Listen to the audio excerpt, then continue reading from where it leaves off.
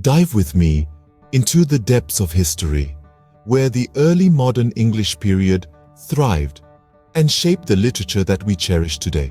This epoch, spanning the 15th to the mid-17th century, witnessed a renaissance of the English language, infusing it with new vibrancy and depth.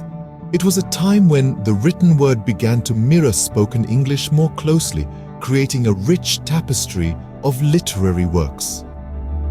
Two poets who were deeply influenced by this era were Thomas Occleve and John Lydgate, both inspired by the legendary Geoffrey Chaucer.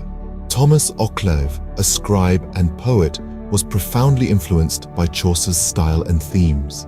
Immersed in the world of early modern English, Occleve developed a deep appreciation for Chaucer's work.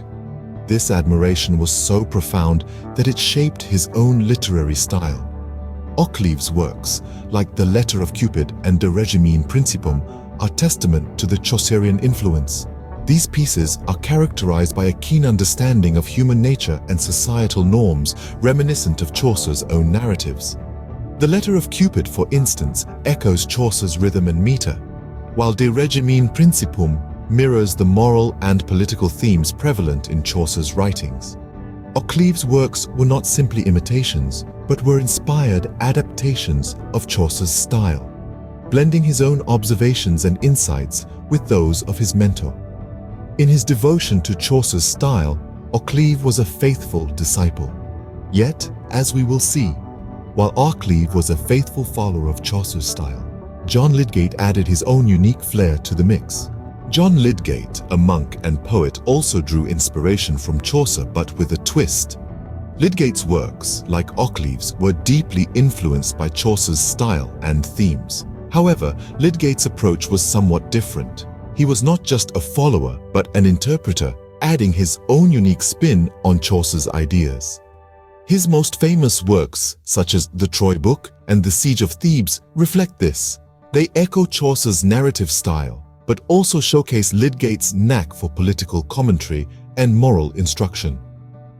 Lydgate, like Chaucer, had a keen eye for human behavior and societal norms, but his tone was often more didactic.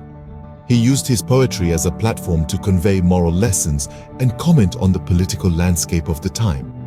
Thus, while Lydgate's works were unmistakably Chaucer-inspired, they were also distinctly Lydgatian. Lydgate and Occleve, both inspired by Chaucer, yet each with their own distinctive voice. Now imagine Occleve and Lydgate standing side by side, their works in hand.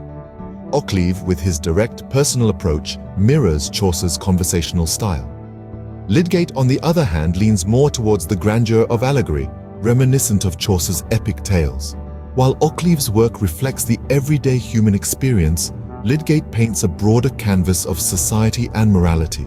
Thus, Occleve and Lydgate, two poets, one inspiration, yet worlds apart in their literary expressions. That's the beauty of literature, isn't it?